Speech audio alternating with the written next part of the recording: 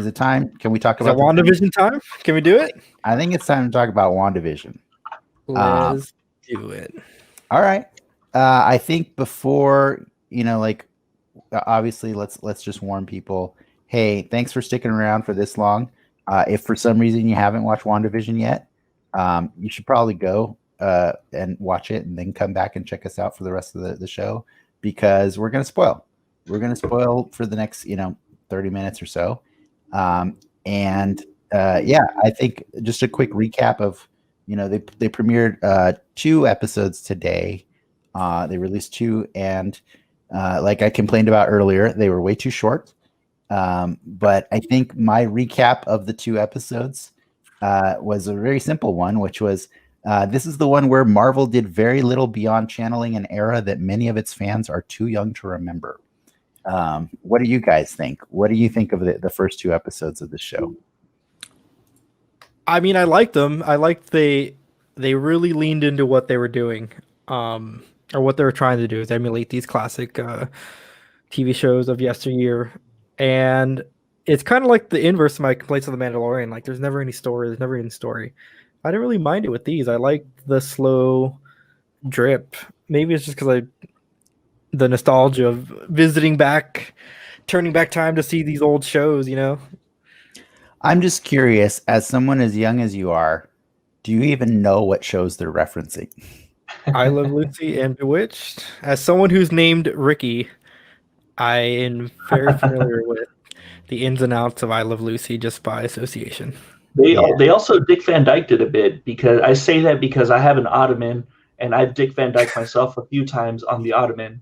Whereas for our younger viewers, that's when I tripped on my Ottoman. And instead of tripping, he flipped the script and he just phased right through it, So that was pretty cool to see. Yeah. I saw a lot of Dick Van Dyke in that first episode, especially with his boss. His boss looks just like I don't remember the name of the boss on Dick Van Dyke, but he looks a lot like him. There's arguably a decent amount of like I Dream of Jeannie and Mary Tyler Moore and a lot of other shows in there too. Thankfully, no honeymooners. We don't need to see spousal abuse being threatened. Yeah, we got to make it accurate, right? But I got what they were referencing for sure. I really liked at first, I really liked it, but I think really quickly the charm started wearing off on me, because I'm like, okay, I get what you're doing. You're referencing TV shows, but like, what's the point? What's the point of it? And so as much as I enjoyed all the sitcom-y jokes and silliness and playfulness that we were seeing, at the end of the day, like, the actual story that happened in both episodes was basically 2 minutes of them saying, Wanda, something's weird, like Wanda, this doesn't feel right, like they just kind of like them pulling out of the moment for like and kind of almost breaking the fourth wall, like Truman Show almost. Yeah, a little bit, but but Truman Show's a lot faster to get to the point. It felt more like Lost to me, like but when Lost was still kind of good, but after it was already good, like second season of Lost, where it was like it still had the goodwill of first season, but you were like, okay, let's get to the point. Let's figure out where we're going with this now. Let's come up with the end goal. We want to see some character motivation, and I think the first 2 episodes did a good job of getting us invested or getting us to like the character. Like I don't think Elizabeth Olsen had too much of a character before. We can argue about that if you'd like. But like, I think she showed a lot of charm in these 2 episodes. She was great. I really do love her in that. But I think my only complaint is like, if you cut the 7 minutes off of each episode, you still end up with about 51 minutes, right, of actual episode. That is also including 2 different title cards that we got earlier. They're the same. Essentially, they're the same plot, right? They go on. They do wacky adventures in their new neighborhood while they try to get the all the citizens of this new town that they're living in to like them. And so they just do silly things like make dinner for the boss or compete in the talent show. But like on the larger point of it, like, I mean, they're realizing that something about this is false, you know. If I can interrupt real quick, Wanda's realizing. I got Good Place vibes from it. A lot of Good Place vibes. Yeah. So I feel like it might not just be, or it's probably not just Wanda and Vision that are stuck in this world. Oh, it's probably not for sure, because like Geraldine, who we knew was cast to play Monica Rambeau, but Geraldine is clearly confused about what's going on there too. But and everybody just seems a little off, you know, like for the kids, exactly, right? Like how many times they say for the kids in that second episode? It's kind of creepy. I mean, that's the new part. All those little nuggets of detail, I guess, you know, that are dropped, and that's what makes it exciting for me. Yeah, I just feel like I don't know that we needed 2 episodes to get that point across. And obviously I'm being a little overcritical right now, you know, like when the whole show's over, I'll be like, man, we so needed those 2 episodes, you know what I mean? But like but it's definitely showing a pace, right, of like they're changing the balance. So like in the first episode, you only get setting the rules. Yeah, you only get in the first episode, you only get seconds of realizing that it's not real, you know. And then the second episode, you get a little bit more because that voice on the radio is breaking through to something. Something real breaks through. So hopefully by hopefully by the third episode, we're pushing generationally. Maybe by the third episode, we're getting into like Brady Bunch era, and we're starting to do like, you know, later shows in the 80s and stuff at some point, and then we can just get out of it. Eventually, I want to see by like episode 4 or 5, we break out of this mold of redoing TV shows, because I feel like that gimmick's gonna wear thin after a while, unless we get to see more of the behind the scenes of like who's watching this show and how is it a show, you know what I mean? Like if they get, have you ever watched the Adult Swim thing? Too many cooks. Yeah. Like if each episode, it starts out as a show of past, but it gets like loonier and loonier throughout the duration. Like I'd be down with that. I definitely believe it's going to get loonier and loonier. So, you know, I'm excited to see that. But I just felt like, what happened? I mean, the only other significant thing that did happen in the second episode was, you know, that episode started with them being startled by a tree. And then after they figured out it was a tree, you know, they conveniently, you know, made whoopee, because that's what you call it back then in the 60s.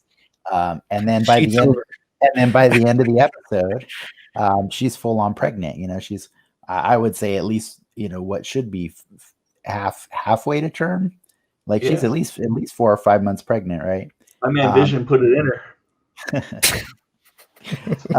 And so, you know, that's cool, because like I think we wanted that, not the sex part specifically. Oh, we wanted that. We wanted you know, I think we were speculating that we were getting some good House of M vibes and Disassembled vibes, and you know, some of the classic stories with Wanda involve the fact that she and Vision eventually, like for a while, have kids in the comics, and for some reason the Avengers take forever to like call them out on that, because there's no good reason they should be able to have kids, right?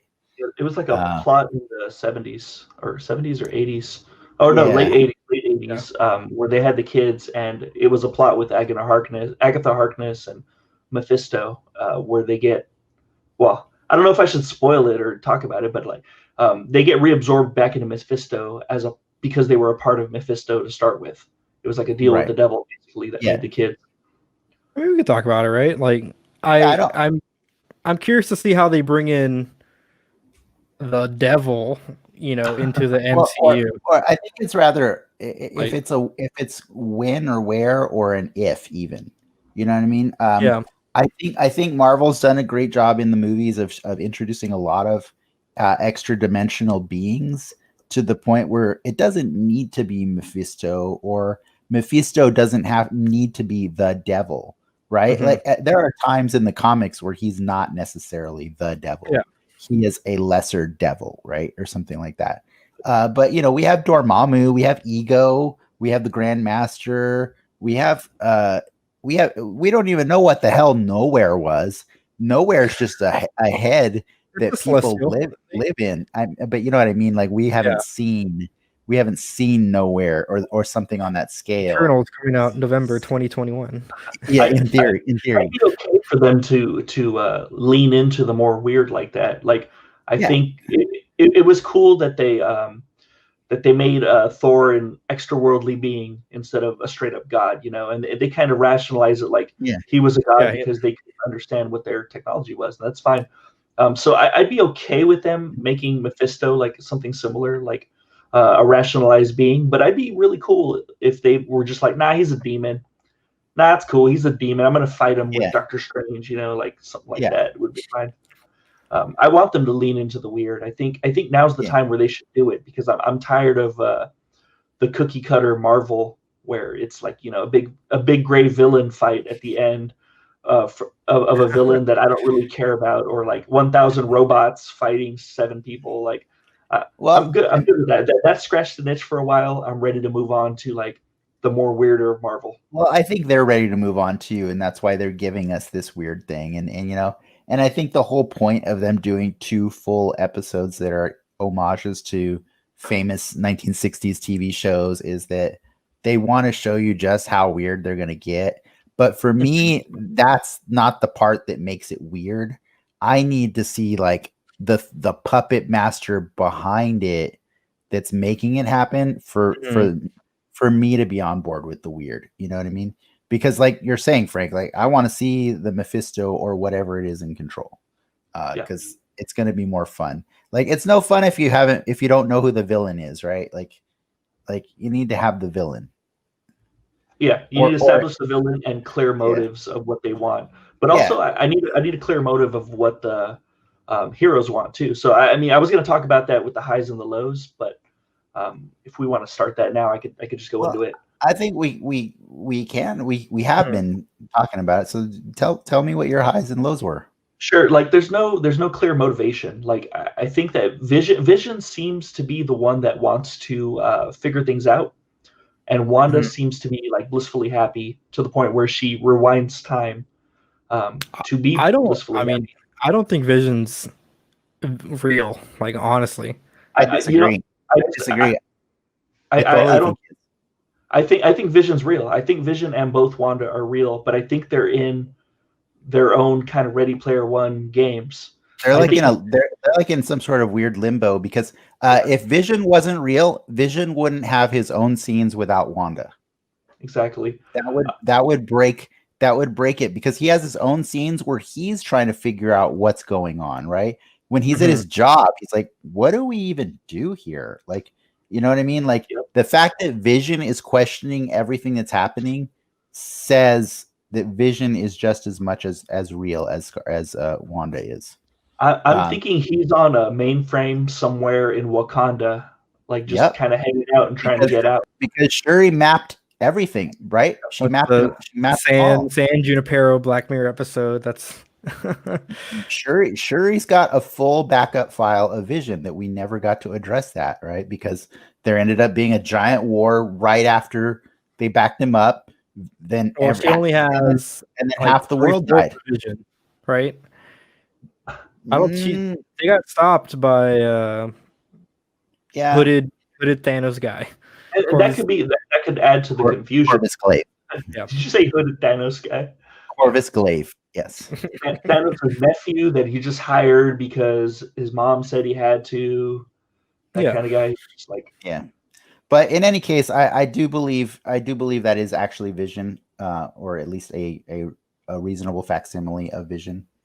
And I believe that Monica Rambeau is actually there too, and she's part of it. And obviously, we're not addressing the big elephant in the room, which is the sword symbol at the end of both episodes, right? Yeah. Sword is the agency that supposedly Nick Fury was making after Shield, right? I think that's the implication of that post credit scene in Spider-Man Far From Home when he's up on the space station with the Skrulls and they're building something because at that point Nick Fury knows that it's not enough to have your eyes looking inward. We have to be looking outward at threats, otherworldly threats. And so that's the point of Sword, which is sentient. What is it? Sentient worldly. Sentient world observation and And response this it's department. weapons operation. Yeah, and here it's sentient weapons. Yeah. So there's is a little it? bit of distinction. Yeah. Gotcha. They made that distinction. So like that's why I think everyone there is like a superpowered person. It's going to be someone superpowered from Marvel. Yeah. One of the people I was thinking, I don't remember what they said, but like I was feeling like I'm like, wow, are you going to be like a Madam Web type person? Because that would be sick. Like, and why not? Why not make one Madam Web? Someone is Destiny. Someone is some of those kind of future sight people, because they all kind of play into Wanda and Vision's kind of story. Those were people that were like Destiny was in the Brotherhood of Evil Mutants, Right. and they have other people like that. So that would be really cool. That'd be a cool reveal at the end. Yeah. As for you said you're low, but did you say you're high? Me? Oh, my high. I think and this is kind of weird. Like, I think my high was getting to see their charisma. The only real time we got to see them together was in Avengers: Infinity War. That's the only time we got to see them being like a couple. And I think seeing them laugh and giggle and tell stupid jokes together that was a great high.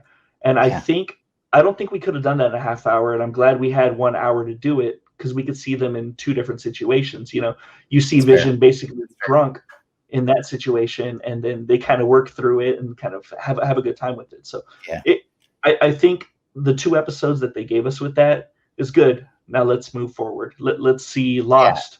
Yeah, that's fair. I mean, like I was telling my wife, if they had only given us the 1 episode, I think I would have been mad because it just doesn't show you really much of anything else outside of that fun, cute, like happy honeymooners type vibe, or not honeymooners the show, but and then. But by the 2nd episode, you're like, okay, yeah, something weird's happening, and Wanda's somewhat capable of manipulating it, so. I do appreciate the chemistry between them for sure. That was long overdue, absolutely, because I was rewatching all their scenes from the movies, and there's some good moments, but not enough, right? Like, there's definitely not enough. Yeah, I mean, they were definitely. Yeah, for me though, I thought what was the coolest part was actually I really loved the attention to detail that they did put in. If they were going to go all in on these old TV shows, I really love that the first 2 episodes of this show were actually filmed in 4:3. I loved how much Bewitched was there, but like how when they did the Bewitched intro in the 2nd episode, they had their own little, like, all these little Easter eggs hidden through the intro. Like, I don't know if you notice when it's the moon and then the stars light up, there's actually 6 stars forming a hexagon. Mm-hmm. Did you see that? Like, it was a hex. Because her magic used to be called hex magic, right? Like, she used to do hex spheres or whatever. And then I really liked, all the little nods to their universe in the comics, whether or not it actually is hints at stuff that's going to be in this season or what. But like, if you look when she's at the supermarket, up on the back wall, there's like these 3 different signs or ads for different things. Like, one is Auntie A's kitty litter. And I'm pretty sure that's a reference to Agatha Harkness, right? Because she also has a cat too. I know there's another. What was that? Ebony's the cat's name, I think. Yeah, exactly. And then there's Boba Milk, which like I surprised. You had to explain this one to me. I had to explain that to Ricky, but Boba Milk, that's a reference to Pietro and Wanda Maximoff's nursemaid, or It's a reference to the Last Jedi when Luke milks yes, those weird sea But cows. Boba is the half cow, half woman hybrid that raised them as children, and so I mean that's comics. What are you going to do? But I like that that's in there in that picture.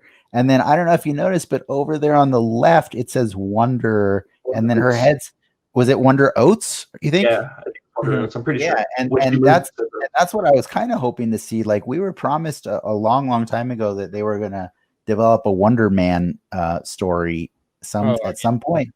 But Wonder Man really is tied to Vision and Scarlet Witch a lot. So if he is Vision, arguably. Yeah. And then like once you see that Wonder Oats thing, and then I think Ricky, you had a picture of like showing Vision scroll phasing through the building, through the house. Oh, Grim Reaper's helmet. Yeah, and there's Grim Reaper's helmet there in the who is Wonder Man's brother, right? Yep. Yeah, there it is. Yeah, see that little thing that looks like half a Spider-Man symbol.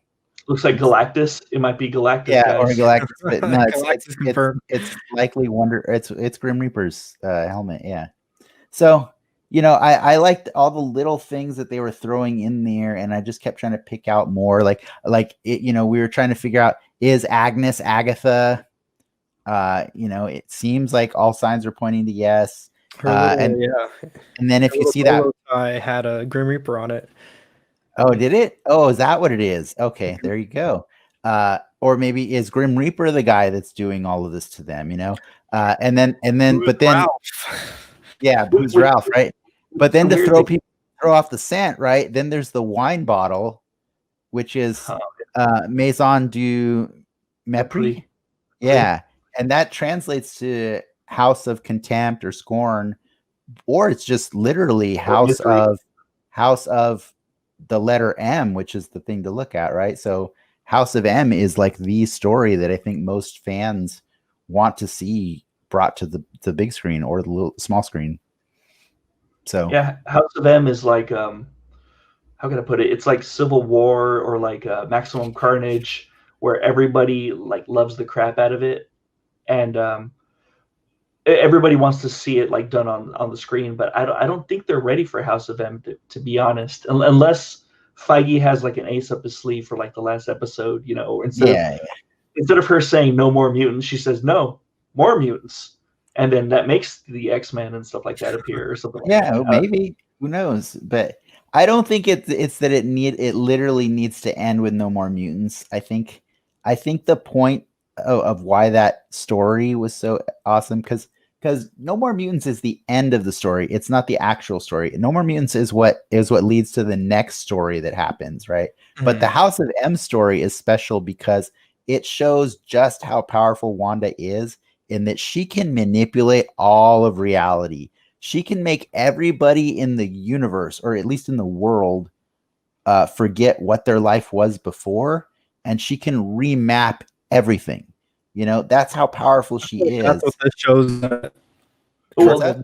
That's what this show is going to be trickling through us, or for us. It's her power level and what she's capable of, and why she's on this watch or lockdown or something. Yeah, like she did during the talent show, right? She was totally manipulating everybody to like see reality differently, right? And some people wanted to question it, but then the majority are like, "Shut up, Bev." Like when she's like, "Is that how mirrors work?" Shut up, Bev. But she can do that. She can change the way people perceive reality. I love that they're not the effects that they're showing, like it's a jump cut. They're very of the time. Yeah, they're cool, but they're really well done, though. They're really well done. Yep. Yeah, the flying lobsters and the lobster on the doorknob on wires and stuff. Yeah. But you can't see the wires, so that's what's cool. Mm-hmm. Yeah. I like the way they did that. That's pretty cool. So I'm hoping when they do the 70s, I hope it goes with those kind of effects, like Punky Brewster or you do the What else? $1 Million Man jump. That'd be great. I would like that. I will say there was one effect that I still don't understand, but I am chalking it up to I don't think Vision is physically real. I think his consciousness is real. But that trick where he pulled the food out of the dude's throat, that makes no sense to me at all. Like how does Vision do that? He can't do that. He can't make other things intangible. That's his own power. He can't. If he could do that, Wanda and Vision would have been safe in all the stories ever. What they needed was this guy right here, Kalima. They needed this guy. Oh, I thought that was the Bison guy from the Capitol riots for a second. That's his uncle, his old uncle. Oh, gotcha. Yeah. I don't know how Vision was able to do that. Maybe he could intangibly like push the food up. They showed him Kalimaing the food, right? He pulls it through the throat, like not out the mouth. Yeah. Like, Kalimas it. So maybe it is Wanda's reality that she's created, because like like if you notice, the two of them were just frozen, like they didn't do anything, they didn't react for a while, and they're Avengers, right? Like they're supposed to be Avengers, and so it was really weird to see nobody doing anything heroic for a while until she finally said, "Do something, Viz," like, and then he does the thing. Well, do they remember them being Avengers? Do they know that? I don't know. Maybe I get the impression they don't. They don't know. But in that moment, it almost felt like she was in control, right, of the situation. It's like the end of the episode 2 when she rewinds, like she almost like awakes and like flip the script. Let's go back, Yeah. That gives you the kind of sneak preview to the No More Mutants thing. She straight up says no, and she rewinds time like Evie from Out of This World.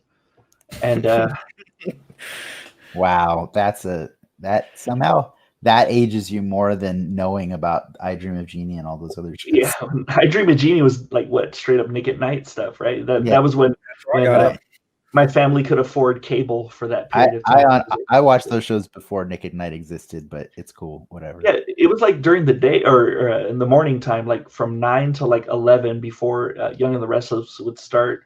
It would be like shit. What was it? I Love Lucy. It was a couple others, right? Like Dick Van Dyke Show, Mary Tyler Moore, I Love Lucy, and something else. Yeah.